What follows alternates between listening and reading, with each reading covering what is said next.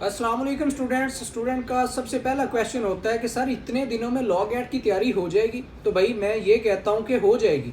अब कैसे होगी कि हर रोज़ शाम 5 बजे मेरी क्लास होती है, हर क्लास 2 घंटे की होती है और हर क्लास साथ रिकॉर्ड हो रही होती है।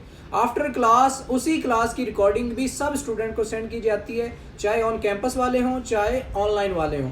उसके अलावा हर वीक में जो पढ़ा जाता है उसका मॉक टेस्ट लिया जाता है और ये मॉक टेस्ट उन क्वेश्चन से, उन सेक्शन से लिया जाता है जो पेपर से मोस्ट रेलिवेंट होते हैं। और उसके अलावा जो हमारा लास्ट वीक होता है उसमें हर रोज़ 100 नंबर की क्लास भी है और साथ 100 नंबर का मॉक टेस्ट है। और ये 600 MCQs, ये वो मॉक टेस्ट हैं जिससे हर दफ़ा 70 से 80 नंबर का पेपर आता है। जब फाइनल एग्ज़ाम में आपके पास पेपर हो और आपको देखते ही ये लगे कि यार इसके तो 70 नंबर मुझे आते हैं, तो भाई इससे अच्छी बात क्या है। लेकिन जो सबसे बड़ी बात ये है वो ये आप समझते हैं कि आया इतनी देर में तैयारी पॉसिबल है।